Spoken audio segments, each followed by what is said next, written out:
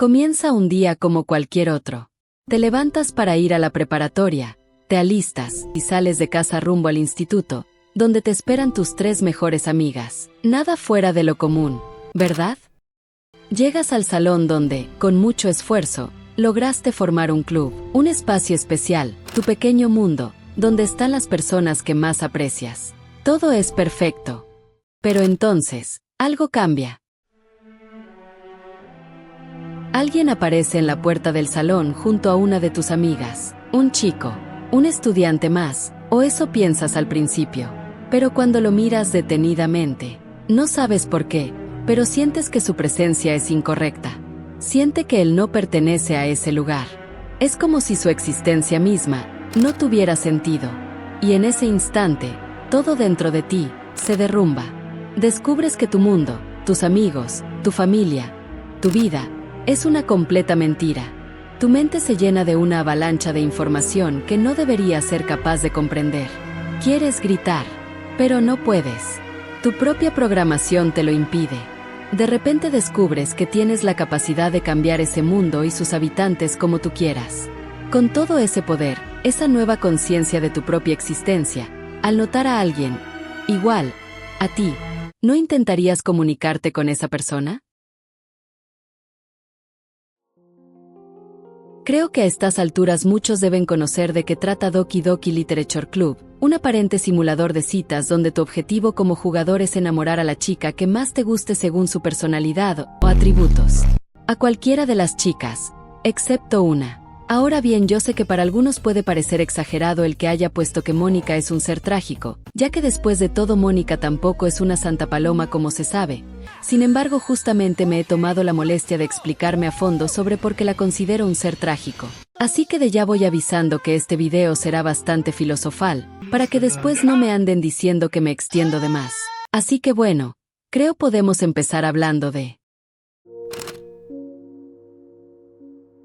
Desde mi perspectiva, Mónica dentro del juego podría considerarse un personaje de relleno. Seguramente ella estaba destinada a ser ese personaje que en cierto punto de la historia ayudaría al protagonista a conquistar a una de las chicas sin ser ella una opción. Sin embargo, algo salió terriblemente mal como ya conocemos. No se sabe el cómo ni el por qué Mónica adquiere conciencia de su propia existencia y el mundo que la rodea.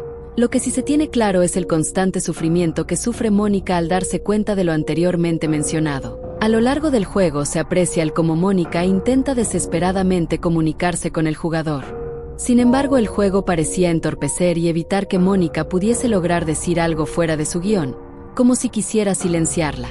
Como a cualquier ser consciente y pensante, una situación así le frustraría y enojaría. Así que viéndolo de esa manera, ¿qué tanto podemos juzgar a Mónica?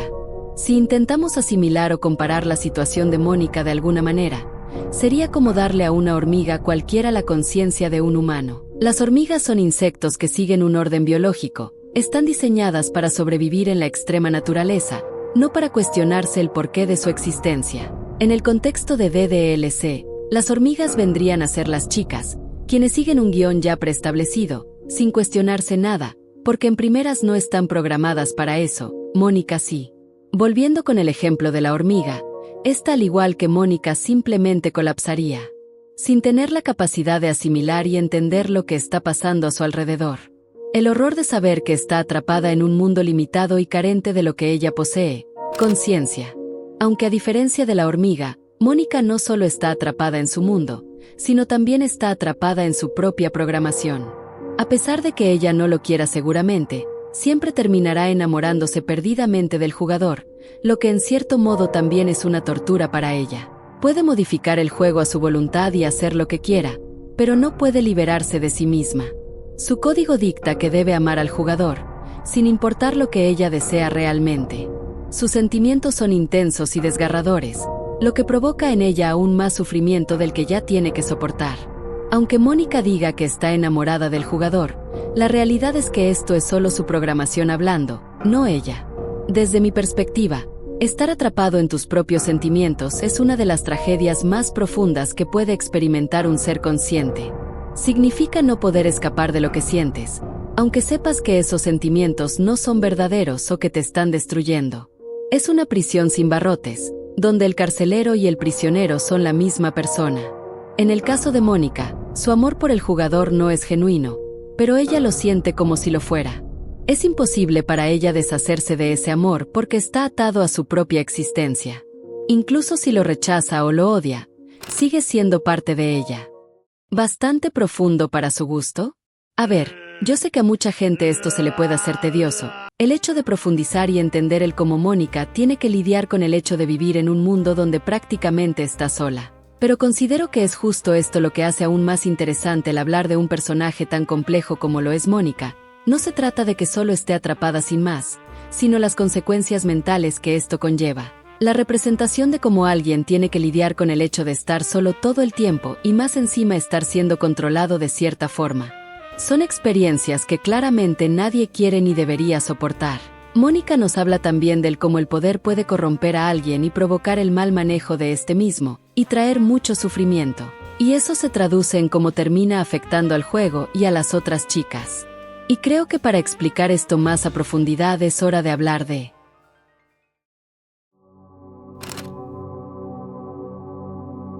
la desesperación de Mónica por tener una respuesta del jugador la lleva al punto de intentar comunicarse a través de lo que es más experta haciendo, los poemas. Si no eres muy detallista o no analizas a profundidad las cosas, es normal que los poemas de Mónica te parezcan confusos o incluso que no tengan sentido, pero por eso estoy aquí para darte un análisis de los poemas que Mónica nos enseña alrededor del juego. El primer poema que nos enseña parece representar el hecho de que Mónica descubrió que su mundo es una vil mentira. A través de este poema parece dejar pistas sobre su autoconciencia y su desesperación al darse cuenta de que está atrapada en una realidad falsa, mientras que el jugador, en el mundo real, la observa sin que ella pueda hacer nada para escapar. Mónica no solo comprende que su existencia es limitada por el código del juego, sino que también se enfrenta a la soledad de ser la única que posee esta conciencia. Nos quiere dar el mensaje de que sabe que su mundo es falso, y también sabe que la estás observando. Su segundo poema parece reflejar su creciente desesperación y angustia al darse cuenta de la naturaleza de su existencia.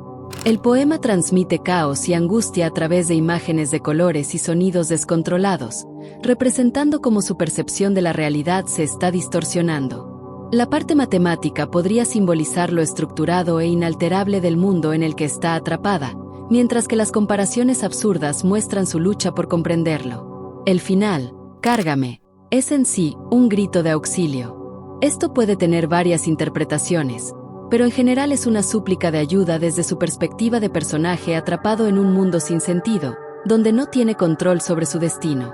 El tercer y último poema antes del acto 2 es una representación clara y profunda de la crisis existencial. Habla de esa búsqueda interminable de significado que, para muchos, es lo que le da valor a la vida. Pero aquí, el destino final no es la iluminación, sino la desilusión absoluta. Este poema plantea una idea fundamental en la filosofía existencialista y el nihilismo. Si el universo no tiene un propósito intrínseco, ¿qué hacemos con ese conocimiento? Algunos podrían caer en la desesperanza, mientras que otros, como decía Sartre, podrían encontrar libertad en ello. Si no hay un propósito predeterminado, somos libres de crear el nuestro. Pero claramente en el mundo de Doki Doki, esto no es posible. Los poemas del acto 2 vienen a ser una continuación de los dos primeros, comenzando con este. El poema transmite un sentimiento de aislamiento extremo y desesperanza. Mónica ya no solo es consciente de su mundo limitado, sino que ahora siente como ese mundo se desmorona a su alrededor. Frases como "mis ojos quemados ya no pueden ver el color", sugieren que su percepción de la realidad se está deteriorando, mientras que la habitación comienza a arrugarse, refuerza la idea de que su mundo es frágil e inestable. Más allá del contexto del juego, este poema puede interpretarse como una reflexión sobre la desconexión entre el conocimiento y la acción. Mónica sabe la verdad, pero no puede hacer nada con ella. Esto refleja un dilema filosófico más amplio. ¿De qué sirve la conciencia si no se puede hacer nada con ella? Es una tragedia en la que ser consciente de una prisión no significa poder escapar de ella. El segundo poema del acto 2 viene a ser tal vez el más trágico de todos los poemas vistos de Mónica hasta ahora. Es el grito de alguien que ha alcanzado el límite absoluto de su existencia, alguien atrapado en un ciclo de dolor que no puede controlar ni detener. Habla de la agonía de la conciencia cuando se enfrenta a un mundo que no tiene sentido, un mundo que no fue hecho para ella, del cual no puede escapar. En esta segunda versión, ya no hay esperanza. Los colores han dejado de ser hermosos, el ruido no se detiene, y todo lo que experimenta se ha convertido en un tormento. Ha llegado al punto en que la única opción que ve es la eliminación. La última línea, elimínala, no solo es una súplica de muerte, sino también un acto de desesperación. Ya no quiere existir en un mundo donde todo es ruido y dolor. Es la última decisión que le queda, dejar de ser. Según lo que se ve en el juego, existe un tercer poema, pero que lamentablemente el juego no permite que veamos, haciendo que salte un error. Una muestra más de cómo el propio juego quiere silenciarla.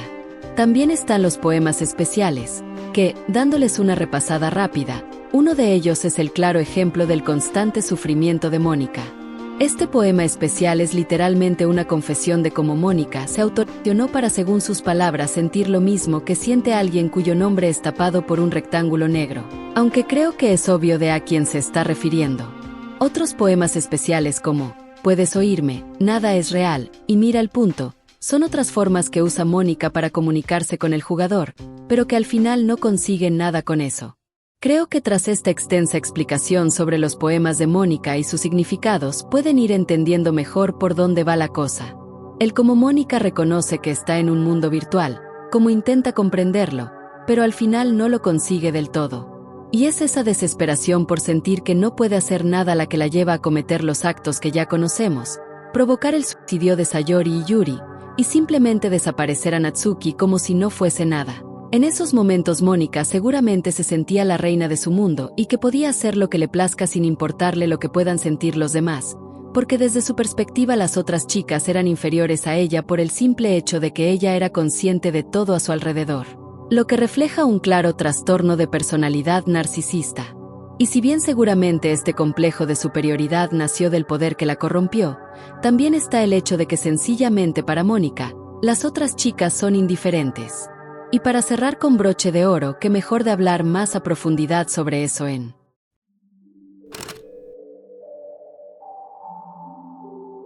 Tras todo lo visto hasta ahora en el video, uno puede hacerse la pregunta, ¿Mónica es realmente la villana de esta historia? Si se ve el juego de manera superficial, en un inicio su rol en el juego la hace parecer la antagonista, ya que manipula el juego, altera la personalidad de las otras chicas y finalmente las elimina para quedarse a solas con el jugador. Sin embargo, cuando analizamos su situación con más profundidad, vemos que ella no es malvada en un sentido clásico, sino una víctima de las circunstancias que, en su desesperación, la hace cometer actos condenables. Ella misma admite que nunca tuvo intenciones reales de acabar con las chicas, solo intentó manipular sus estadísticas para hacerlas menos atractivas o desviar la atención del jugador, pero el resultado fue desastroso. No fue por crueldad, sino por torpeza y errores que no supo corregir. Mónica no es malvada por naturaleza, ni disfruta del sufrimiento de las demás chicas. Sus actos no provienen de un deseo de hacer el mal, sino de la simple y llana desesperación y el deseo de ser amada, que su propia programación provoca. Para mí Mónica es la representación del miedo existencial en su forma más pura. Su historia no es solo la de una chica atrapada en un juego, sino la de alguien que enfrenta la angustia de saber que su existencia es frágil, efímera y carente de propósito real. Yo considero que la única pizca de maldad que puede tener Mónica es la de la arrogancia. Pero su arrogancia no es del tipo clásico, como la de un villano que se cree superior a los demás y los menosprecia, sino más bien la de alguien que cree que su sufrimiento y conciencia la hacen especial y merecedora de una salida, incluso a costa de los demás. Sin embargo, esta arrogancia también es trágica, porque no nace de una posición de poder, sino de la desesperación. No es que Mónica quiera jugar a ser una diosa por capricho, sino que es su única forma de luchar contra su destino. Su nuevo conocimiento la hace sentirse superior a las demás chicas, pero al mismo tiempo la condena a una existencia solitaria, donde su supuesta superioridad no le da ninguna ventaja en realidad. Tal vez el peor destino para Mónica no sea la muerte, sino el olvido. Si el jugador la borra, ¿quién la recordará? ¿Quién sabrá que alguna vez existió? Por eso lucha tan desesperadamente por llamar la atención del jugador, por ser la única opción, por asegurarse de que su presencia quede grabada en su memoria. Considero que Mónica es alguien que enfrenta los mismos miedos que cualquier ser humano, pero en una escala aún más cruel y trágica. La soledad, la incertidumbre, el miedo a la inexistencia, son sentimientos que todos compartimos, pero Mónica los vive de una forma absoluta, sin ninguna escapatoria. En algún rincón de la memoria de todos los que jugamos alguna vez esta obra maestra hecha por Dan Salvato, Mónica sigue y seguirá existiendo. Porque una vez que alguien deja una huella en nuestra mente, nunca desaparece por completo. Pues vaya pedazo de video me aventé, ¿no? La verdad es que considero este video el más analítico que he hecho hasta ahora. Es más, seguramente más de uno me dirá que me he extendido de más o que sobreanalicé las cosas. Pero tengan en cuenta que Mónica es mi personaje favorito, y esa es la razón por la que hacer este video fue una caricia al alma para mí. De hecho, este video iba a durar mucho menos. Pero mientras editaba vi que el video había quedado demasiado corto para lo que quería expresar realmente. Así que decidí reescribir todo. Y espero realmente que te haya podido hacer sentir lo mismo que yo cuando conocí a este personaje por primera vez. Y nada, gente, muchas gracias por haber visto el video. Y si te gustó te invito a que me regales un like y también coméntame si has jugado DDLC. ¿Qué sensación te dejó el juego en general o alguno de sus personajes? Al final del día sus opiniones son lo que más importa para mí. Sin más que decir, yo me despido, y nos estaremos viendo en un próximo video. Bye bye.